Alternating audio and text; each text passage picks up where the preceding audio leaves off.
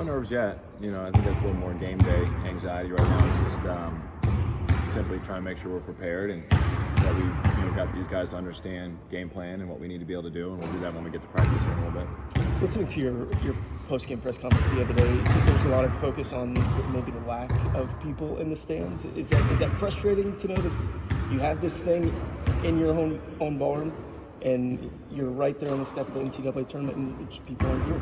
I think we're so happy of the support that we do get and the people that come out. I mean, I feel like I could go through the crowd and acknowledge or name a lot of the people that are showing up game after game after game. I know we'd love to have a more raucous home court advantage and atmosphere, and I think that's something that when we built this building, that was part of the plan, is to try and create that energy around our game day experience, be able to get more and more people to come out and support our program, and then in turn continue to grow the program and also the reputation and the brand of the university. And so it would be great to have some more people out, but like I said, we're extremely supportive of the fans that have shown up and have been loyal to us and have been at games for as long as I've been here, and we just want that number to grow, and I think our guys work really hard and deserve that kind of support and that kind of environment to perform in every night. I was about to say maybe just a little frustrating for the work that the guys have put in. Yeah, I don't need anyone to come see the coaches, right? It's about the players, and it's about them being out on the floor and them kind of having the experience that we want them to be able to have. And I think sometimes that energy and that enthusiasm from a home crowd is part of the memories you take from your experience as a Division I athlete. About the home crowd, you're 9-2 at home in the NEC tournament, 3-7 on the road. Just how important is it to have that number 1 seed tomorrow night?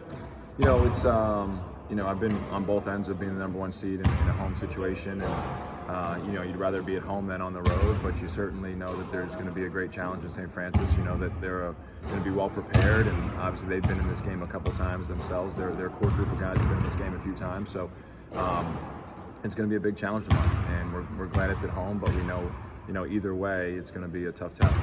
With so much at stake, is it tough to get guys to not overdo it, put pressure on themselves, especially veteran guys? This might be their chance to make it. We'll talk about that. I think it's something that you always have to be weary of. You want to make sure that guys are able and capable of playing the way that they've played all year long and work the way they've worked all year long. And I think when you train every day and you work every day to prepare yourself for moments like this, hopefully you can rely on that training.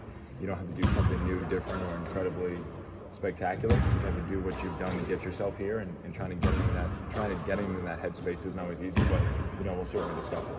What do you do to get in that headspace, as you mentioned? They talked about being prepared for this moment the whole season, but now you get them into a situation where it's essentially a run game to get in the NCAA tournament. Yeah, we try and work hard every day. I think if that's what your habit is, I think you're comfortable in these kind of environments because you've repped, whether it's offensive or defensive style and system.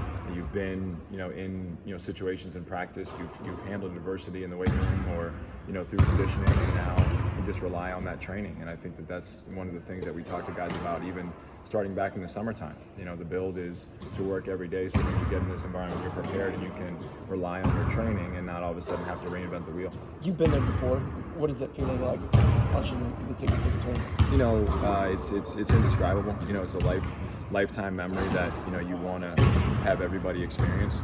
It was a huge goal, I think, of this program's when I first came here as an assistant coach 13 years ago, was to get back to that NC tournament. We've been fortunate enough to be able to do it on a couple of occasions, and we'd love to be able to go back, mostly because we want these guys who work so hard every day to have that same kind of experience and be able to take that memory with them, for the rest of their life.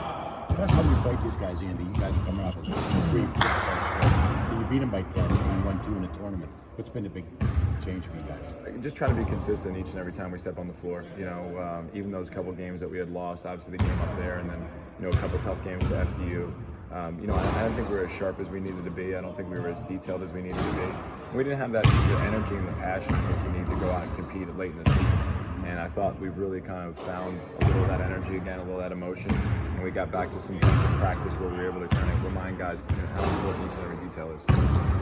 The game's nationally televised. What do you hope to show about this program? We hope to show the same things that we hope to show each and every time we step on the floor, that we're going to be as hard a playing team as you'll watch, as connected as you can be, and as committed to being able to win as you can possibly find. We want people to walk away and say, man, that team plays really, really hard. they play really well together, and they're committed to trying to do whatever it takes to win.